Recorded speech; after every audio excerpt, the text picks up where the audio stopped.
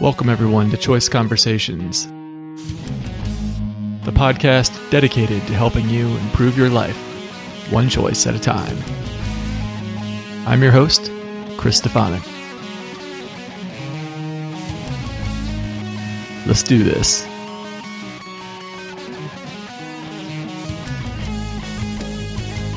Hey gang. Today I'm bringing to you the principles of weight loss, part 1 in a 3-part series. Part 1 is going to be on why the mainstream solution for weight loss does not work, which is why the world as a whole just keeps getting more and more obese. Part 2 and 3 are going to be on the strategies that do work, so we'll get into those shortly. And this is again, this principles of weight loss is a smaller part of a larger series I'm doing, my principles series. And the idea behind my principles series is I can provide the knowledge of the strategies that I recommend to my coaching clients through my principles series, so that I don't have to spend my time when I'm coaching with them imparting my knowledge to them. They can just go to listen to the podcast, get the knowledge. And then when we're in the coaching session, we can concentrate on the really high value add stuff that I do for them, which is actually being able to implement the knowledge. So having the knowledge is just one part of it. And it's kind of a small part, to be honest. The biggest problem most people have is with implementing the knowledge that they have. Saying I use over and over again is, if you want to lose weight, that you shouldn't eat that piece of cake or that big bowl of ice cream, but you don't have the ability to stop yourself from doing it. It's implementing that knowledge. So in my sessions with my coaching clients, I work with them on overcoming self-sabotage and getting healthy habits created. If you're interested in coaching, email me, chris@choiceconversations.com. That's all lowercase, and we'll get you scheduled. Now, another way that I impart knowledge onto my coaching clients is through books. If you would like to know what my recommended reading list is, you can get that at books.choiceconversations.com. There'll be a link to that in the show notes, so click on that and sign up and get my recommended reading list. Again, that's books.choiceconversations.com. All right. The principles of weight loss. Why calories in, calories out doesn't work. Okay, so this is what people say in the mainstream. If you go to the mainstream and say, how do you lose weight? They say, it's all about calories in, calories out. So you want your calories out to be greater than your calories in. And the way that they say to get there is eat less, move more. Exercise and cut your calories. Now, this seems reasonable on the surface because it is actually true that the way to lose weight is to have your calories out greater than your calories in. The problem is how they're recommending you get there. The eat less, move more strategy. It's not working. And I'm going to go into that. And, there's evidence that it's not working is that we just keep getting fatter and fatter. And they've also shown that, people say, oh, it's just we're lazy and we're not trying. That's why we're getting fatter and fatter. It's like, no, the studies have shown people are exercising more. People are going on diets more and trying more and more. And as the harder they're trying, the more obesity just keeps going up. So the failure rate on this strategy is really, really atrocious. But yet it's what in the mainstream, they keep promoting it over and over again. Okay, so, it's true. You need calories out to be greater than calories in. What you need is a caloric deficit, is what they would call that, when your calories out is greater than your calories in. So why doesn't it work? Well, okay, let's start with eat less. Why does that not work? Well, I've got a secret for you. The body really doesn't want you to lose weight. The body is designed for you to keep some fat on it. And the reason for that is it's an evolutionary thing. Having fat on your body is like having money in the savings account. If food's not available, then you've got some calories stored up via fat that your body can go to. So, if you lose your job, if you got money in your savings account, you're okay because you've got a little cushion there to protect you till you can find a new job. If you have fat on your gut, you've got a little cushion to protect you till you can find your next meal. During the human evolution, this was really important, right? So it's a great survival strategy. It's just, it doesn't work well in our modern times where food is just so readily available. Like, in general, most people are not having any kind of issues with getting enough food, right? Even people that are really poor, at least in the West, there's soup kitchens and stuff like that. Nobody's going hungry as far as I can tell in the West. So the body doesn't want you to lose weight. So what happens when you reduce calories? Well, remember, it's about caloric deficit. So if there's a caloric deficit, you're going to lose weight. Well, what does the body do? When you cut calories, you will lose some weight initially. They've shown this you lose about 5-10 pounds typically when you cut calories, but then it plateaus. Why does it plateau? Well, the body, when it starts seeing you lose weight, it says, oh crap, you're emptying out savings. If we don't get some more food soon, if we keep this caloric deficit up, you're going to die. So it has to make an adjustment, and it does that by reducing the calories out. The majority of the calories that get burned in your body, it's not through exercise. That's a small percentage. The majority of it is honestly just keeping your body temperature up. The body is 98.6, I believe, is what you're supposed to be, something like that. It takes a lot of calories to keep your body temperature at 98.6. And in addition to that, it has stuff like all the metabolic processes in your body that need to keep running, your heart beating, your breathing, various maintenance, cleanup kind of stuff that's going on, throughout the day. This is much more calories than your actual movement around. So it can just ratchet that back. And then you don't have a caloric deficit anymore. Now your calories out matches your calories in. And so we know this happens because body temperature drops. When you reduce your calories in, your body temperature drops. So you feel cold, and that means your calories out is reduced. And what happens is people start to feel like crap when their body temperature drops. They don't have energy, they feel poorly, and they don't want to keep going this way. They want to eat. And that's another thing. The body also releases hormones that make you feel really hungry. When you reduce calories, you feel really hungry. You're wanting to eat because you feel like crap and you're hungry. So this stuff doesn't happen in a vacuum. It's you can just say, oh, suck it up, buttercup. Reduce your calories and you'll lose weight. It's like, well, no, you reduce your calories, it plateaus quickly, and meanwhile you feel like crap, and the body is like constantly telling you, go eat some food, go eat some food, go eat some food. And people, after seeing that they've plateaued and it's not going anywhere and feeling miserable, they go back and they eat. And the really bad thing about this is, this like dirty little secret of dieting is when you're losing weight through this method of just reducing calories, when you lose weight, only about half of what you lose is fat. The other half, it's muscle and bone mass. And then when you finally give up because you've plateaued and you feel like crap and you're cold and you go back to eating regularly, you of course gain all the way back, sometimes a little more, usually a little more. But what you gain back is all fat. So you lost half fat, half muscle and bone. You gain back all fat. This is why yo-yo dieting is so terrible, and why, it actually, you're worse off doing these yo-yo dieting than if you just did nothing and just continued on your path and stayed at being an obese person. You're less healthy by doing this. It wrecks your body. And, if you don't believe me, think about this for a minute here. If it were true that if you just reduced your calories in and your calories out stayed the same, if the body wasn't smart enough to adapt to this and just said, oh, you know what, let's put some numbers behind this, all right? So let's say your body, you start off, your weight's relatively stable, but you're overweight, you're eating 2,500 calories a day, your body's burning 2,500 calories a day, so you're roughly stable at whatever weight it is. Say, okay, I'm going to lose some weight, so I'm going to reduce my calories to 2,000 a day. So now I've got a caloric deficit of 500 calories a day. Only 200 coming in, 2,500 going out. That deficit, your body's going to make up for that somehow. It's got to. If it keeps a caloric deficit, it's got to get the energy from somewhere. It can't just spontaneously create energy out of thin air. It has to get it from somewhere. And if it's not coming in through food, then it's got to get it from your body. You pull it out of your fat, pull it out of your muscles and your bone.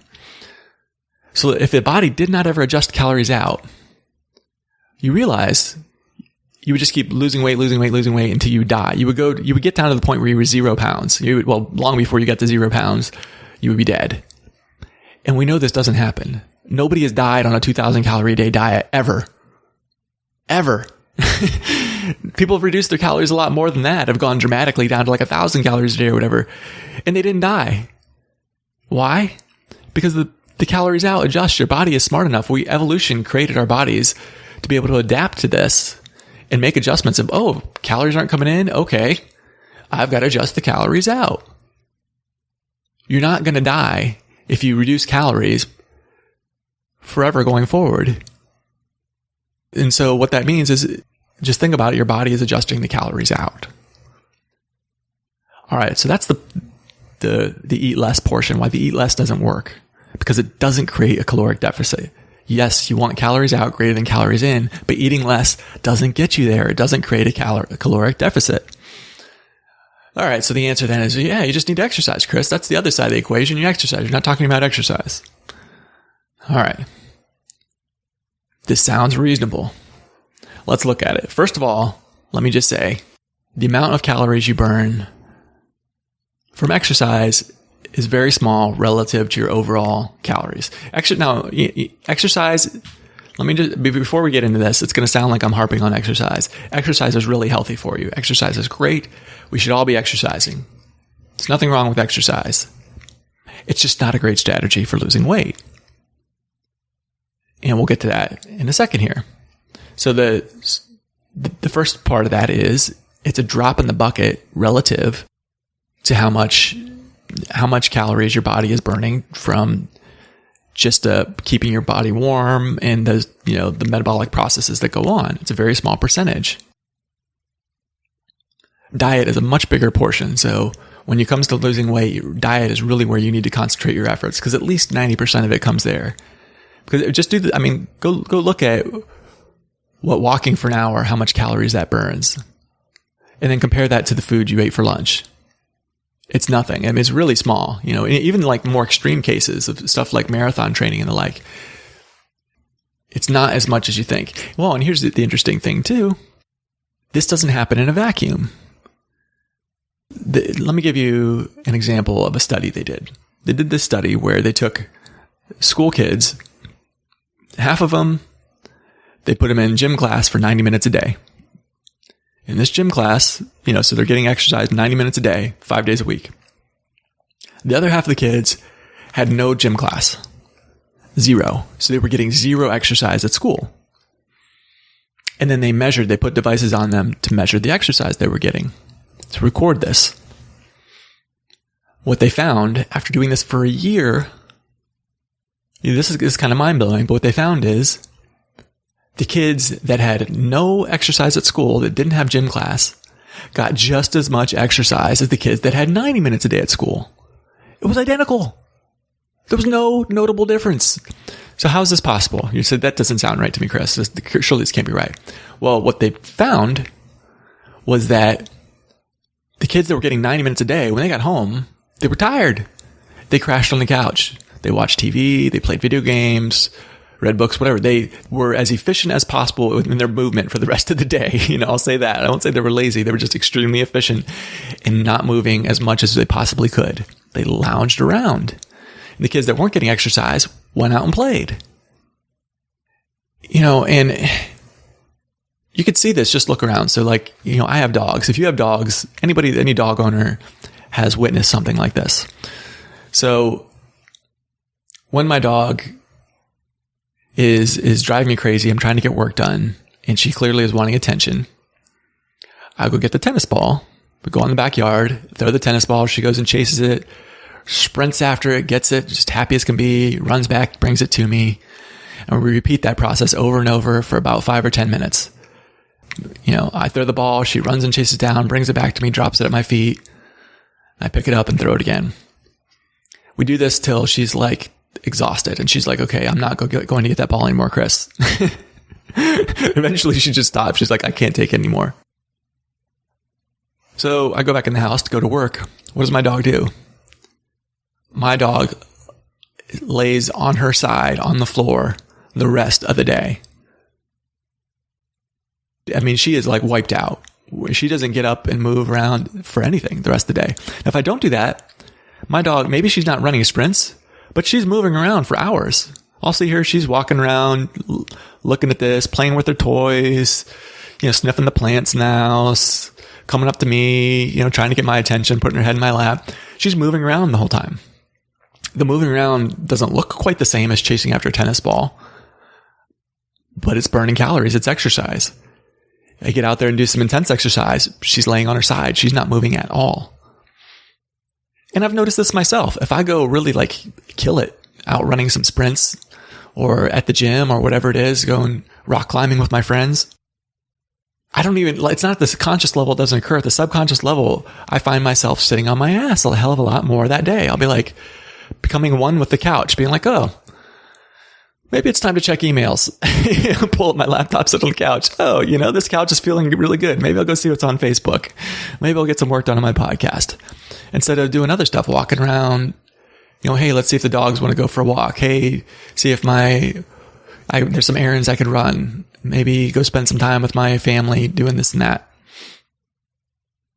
We naturally adapt. When we exercise, we do less. Without even thinking about it, we do less. And they've observed this. That study with the kids was really illustrating it. But there's been other studies that have shown the exact same thing. That animals, dogs or humans, when they exercise, they move less the rest of the time. So there's that component. There's one other piece. Why moving more doesn't work for losing weight.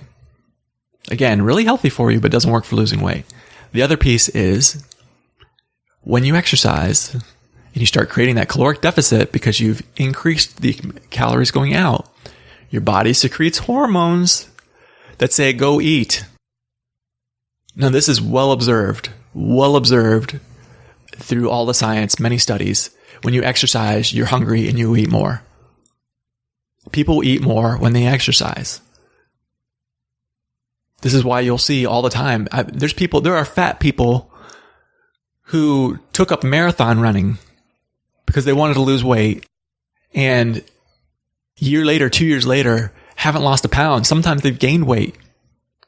How can this be? They've run 2 or 3 marathons. They're training every week for the marathons in between races. How can it be? They look at the diet, they're eating more. And they're not, between runs, they're not moving, basically. They really reduced their activity level between runs. And like I said, because exercise really doesn't burn that many calories, if you eat a little, if you're just having an extra sandwich, you go to the gym and you hit the weights for an hour and you feel really good. But because you went to the gym and hit the weights for an hour, and your body's sending out signaling to make you hungry to eat more, because of that, you eat an extra sandwich a day, you've completely just canceled out that workout in the gym. It does not take that much food to cancel it out. So it's like what little exercise you're doing is completely counteracted by the additional food coming in. So this is why it doesn't work. See, you do need to create a caloric deficit. They're right on that. But just saying, reduce your calories, eat a little less each day, that doesn't work.